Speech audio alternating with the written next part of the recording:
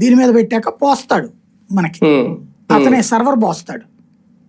Brand అవునా కాదో చూస్తారు అంతవరకే కథం. కాబట్టి ఆ 2 చోట్ల కనిపెట్టట్లేదు కాబట్టి అక్కడే అమ్మారు ఎక్కువ వీళ్ళు. వైన్ షాపుల్లో అమ్మింది తక్కువ. ఎందుకంటే వైన్ షాపుల్లో అయితే ఎక్సైజ్ వాళ్ళు ఐడెంటిఫై చేయడానికి వీలు ఉంటుంది కొంత. ఆ రూట్ లో చేసుకొచ్చారు వీళ్ళు. ఇక్కడ సమస్యల్లో ఏంటంటే అనుకోకుండా ఎక్సైజ్ వాళ్ళు పట్టేసుకున్నారు. పట్టుకున్నోళ్ళు కనుక ప్రభుత్వం దృష్టికి తీసుకువెళ్ళి ఉంటే వీళ్ళు టీడీపీ వాళ్ళని హషప్ అయిపోయేది కేసు. ప్రభుత్వానికి చెప్పకుండా మీడియాకి చెప్పేశారు. మీడియా నకిలీ మద్యం రచ్చ చేసేసింది, బ్రేకింగ్లు, ఫోన్ ఇన్లు, లైవ్లు అన్ని.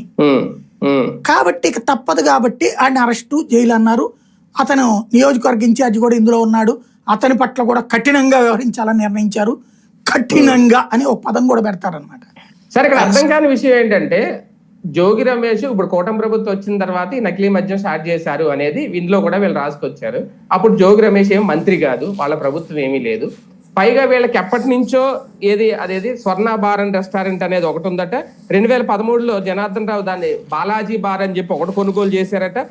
ఏఎన్ఆర్ బార్ అండ్ రెస్టారెంట్ గా దాన్ని మార్చారట. అంటే వీళ్ళకి బార్ అండ్ రెస్టారెంట్ మీద జనార్దన్ రావుకి ఎప్పటి నుంచో అనుభవం ఉంది అనేది ఈ ఛార్జ్ షీట్ లో సిట్ తేల్చింది. అంటే కూటమి ప్రభుత్వం వచ్చిన తర్వాత జనార్దన్ రావు